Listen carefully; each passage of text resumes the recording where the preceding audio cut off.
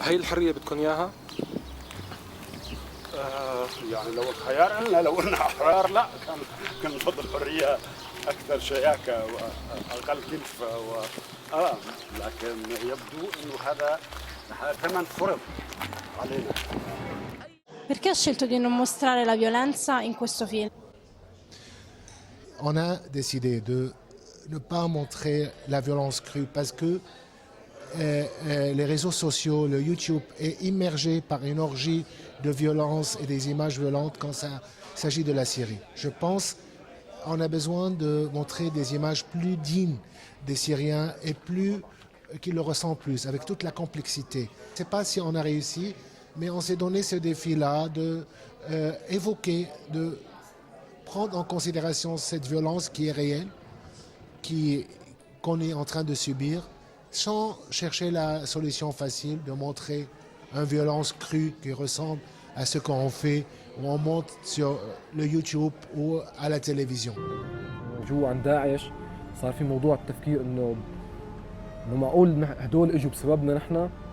Il film si dice che il nemico dei siriani non è più solo il regime, ma che ce ne sono migliaia e che il peggiore è quello che c'è dentro ogni siriano. Cosa ne pensa? Où certains Syriens aujourd'hui pensent qu'on ne peut pas seulement jeter la responsabilité sur les autres ou sur les ennemis en dehors, mais aussi il faut voir les ennemis en nous. Je pense qu'il y a quelque chose de profond et de vrai. Maintenant, dans la réalité, comment faire ça, la vie nous dira, mais moi je ne peux pas vous dire. Ziad al-Homsi, il co-regista, dice che Daesh è l'altra faccia del regime. Pensa sia vero? Je pense que dans la réalité, le régime, Daesh a beaucoup profité au régime et vice-versa.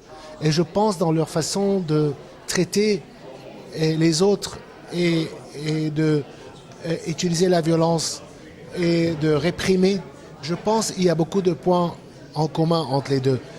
Et je ne suis pas le seul, et ce n'est pas Ziad, je pense que beaucoup des Syriens le croient vraiment, que sans le régime Daesh n'était pas possible, et sans Daesh, le régime n'aura pas pu résister autant aujourd'hui contre la révolution. خطط نكمل طريقنا، كل واحد عنده كمالة الرحلة تبعه، الأوديسة تبعه.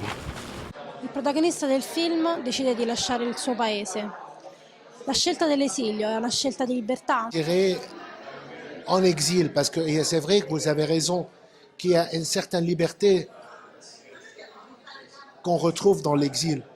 Mais aussi, on porte avec nous tout le malheur et l'espoir et le manque de pays. Ces sentiments d'exil, ce sentiment d'amour, de perte, d'amitié, aussi de trahison, c'est des sentiments universels que on les partage partout dans l'humanité.